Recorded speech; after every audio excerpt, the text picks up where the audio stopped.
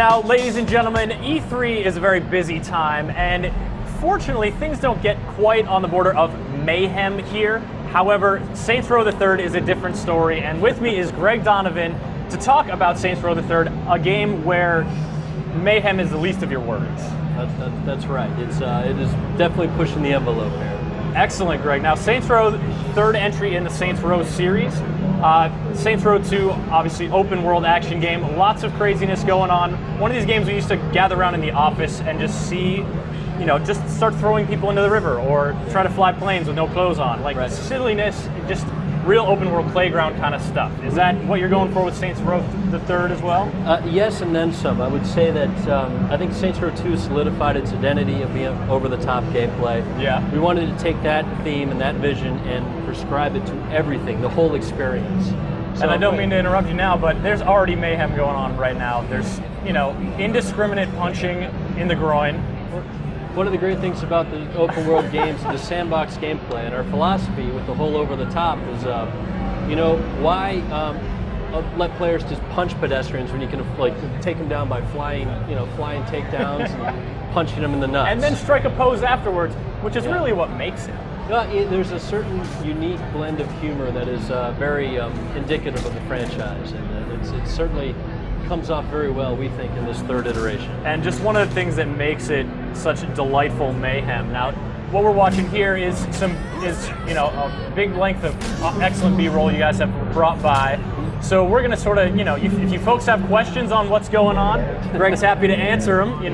If you want to know why did he just have giant fists? What was that blue dangly thing that he just put away? Well, the whole philosophy is why give players a baseball bat when you can give them a giant phallic weapon? It's a lot more fun, again, hitting the over-the-top theme, fits in the universe. Some fun physics at play, too. Well, coming up here's something great. This section of the city is owned by the Luchadors, one of three gangs of the antagonists in the game. Well, first we're actually going to, meet with some of the citizens of Steelport. Just have a local dance-off. Yeah, we've got... Because you don't always want to punch someone until they explode. Sometimes you want to dance. Right, when they look like that. But you get a reward if you take these guys out. And then you could do it with an AK-47, but let's do it with calling in an airstrike.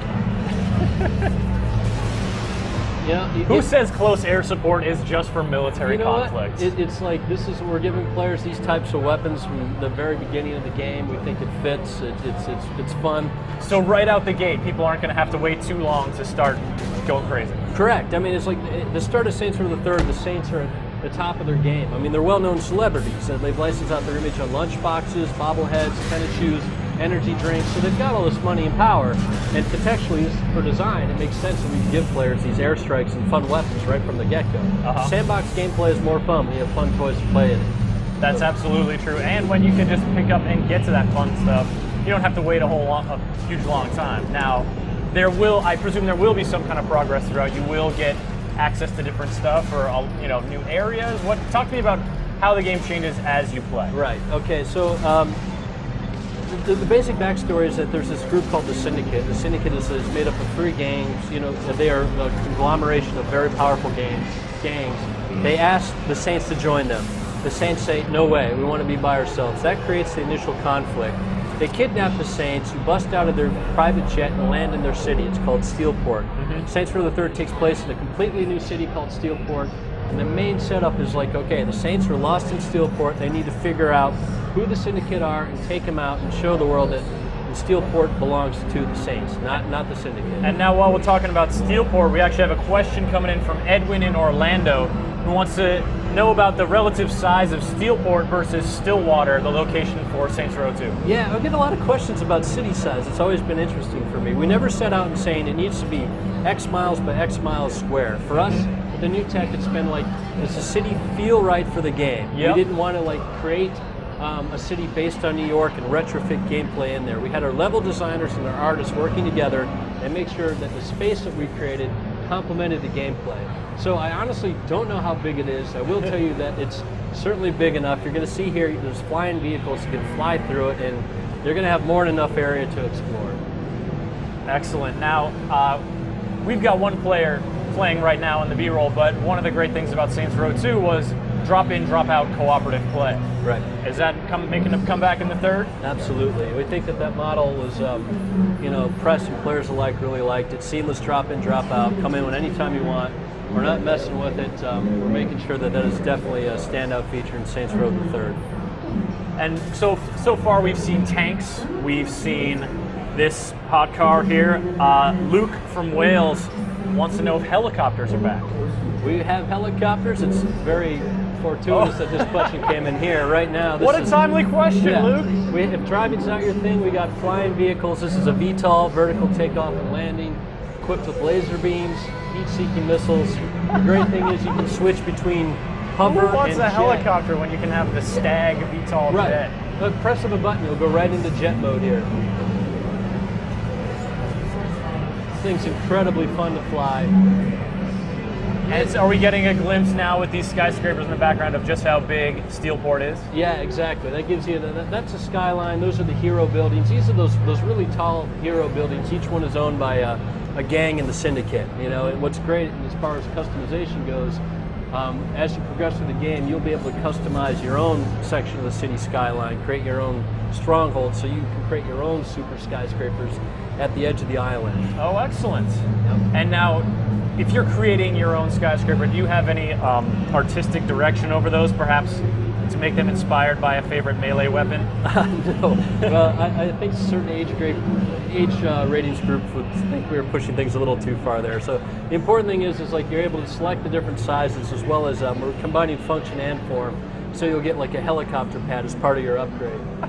You're laughing. And now we're getting a couple of questions about, how many different kinds of vehicles are in there. And we've talked about a couple, but then to see these preposterous get-ups, I mean, it seems almost the question is, hard to answer because what is this giant cannon on the back of this? This is Professor Genki's super ballistic manifold. You can suck up pedestrians and then shoot them out. And Professor Genki's is a persona in the Steelport. In Steelport, he runs an underground activity called Professor Genki's Super Ethical Reality Climax Show. This is one of his vehicles. You can suck yourself up and shoot yourself out, as well as your co-op partner. These are the type of over-the-top weapons that we think are very unique, not only to other video games, but even Saints Row 1 and 2. Yeah, I can't say that a portable human catapult with a Cheshire Cat face is something I've seen before. And that's a good 11, thing. we're joined by Zan Hay, creative Absolutely, producer. lots of fun, and it looks like we've reached the end of the B-roll there with that sweet dance move. Is that the case, or is this? I believe so, yes. All right, well, Greg, Saints Row the Third. Now we still got some time, so folks are asking questions. They're curious to know about.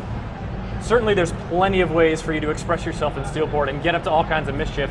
Give us an idea of some of the actual objectives you'll have to accomplish in your adventure. Okay, yeah, well, we're talking about critical path here, like the main narrative. Mm-hmm. When you find yourself in Steelport, you need to find out who the syndicate is, and you come to discover that it's comprised of 3 main gangs, and so you basically have to go through and take out each of the gang leaders. And about midway through the game, the U.S. government's watching this initial conflict, and they say, this is crazy, this is ridiculous, and they create this group called STAG. STAG is the Special Tactical Anti-Gang Unit, and they send in this force whose task is to just wipe out not only the Saints, but also the Syndicate. So about midway through the game, it's like the whole world's set on fire, and you've got this additional antagonist. You got a whole new set of problems. Yeah, and the STAG, kind of near-future government group, that gives you some interesting toys about midway through the game as well. Care to tell us about one of them? Later on in the campaign. Well, we did see the Stag jet, so yeah, maybe the that's VTOL is just a little. It's a taste of things to come. Okay, and if we're starting with the Stag jet and manned catapults and a tank and airstrikes, who knows? Obviously, there's plenty of room to improve on that. Yeah, it's just from the beginning. It was all about not only meeting players' expectations, but exceeding them and pushing the envelope. And we're very, very excited. Later on in the campaign, we have some really crazy, ridiculous, good things to show you. Now, we've talked a lot about sort of the campaign and that there's co-op throughout. Do we have multiplayer modes that we're speaking of today? We do not have competitive multiplayer modes, and I know a lot of people are upset and disappointed about that, but early on we wanted to focus on what we thought was the core of the game, single player and co-op experience, and make that as like robust and polished and focused as we could. And in Saints Row 2, one of the fun co-op experiences was a game called Zombie Uprising, which was sort of something outside of the main action, like a diversion, if you will. Yes. Does Saints Row the Third boast any similar diversions? Yeah, it absolutely does have it's like we are capitalizing on our experience from making SR1 and SR2, and we know that Zombie Uprising is a super popular activity. We are taking that and putting our own Saints Row the Third special spin on it, and I think players who like that activity are going to be blown away by what we've come up with. Zombies again, or something all new? Zombies and then some. And then some? Yeah. We're taking suggestions on what and then some could possibly be, because my mind just reels. Very cool, Greg. Now, is there any aspect of Saints Row that we haven't sort of touched on yet that you guys are showing off at the what's your presence here at E3 like? What are you guys doing? I've seen you have commandeered a parking lot across the way. Right. And, I haven't been over there yet. They're doing a contest called Rim Jobs, which is the name of the store where you customize your vehicles in game. And a lucky contest winner took his vehicle. I think it was a Honda Civic. I'm not sure. And they're gonna, it's like Hit My Ride. They're gonna trick it out. I don't know what they're gonna make it into. But, okay. It's actually gonna be worth quite a bit more when they're done with it. And they also have, I'm told, a car wash, which is presumably being run by scantily clad. I believe, yes, women in bikinis probably are, applying. That seems in keeping with the sort of lighthearted attitude you guys are going for. Yeah, and E3 in general, right? So. All right. Well, so Saints Row the Third coming out for which platforms, and when can folks start just wreaking havoc in Steelport? Saints Row the Third releases November 15th in North America, PS3, 360, and PC, and then in Europe, November 18th. Excellent, Greg. Thank you so much for coming on and showing that off. Thank you, Chris. A lot of fun, folks. I hope you enjoyed watching that as much as I did.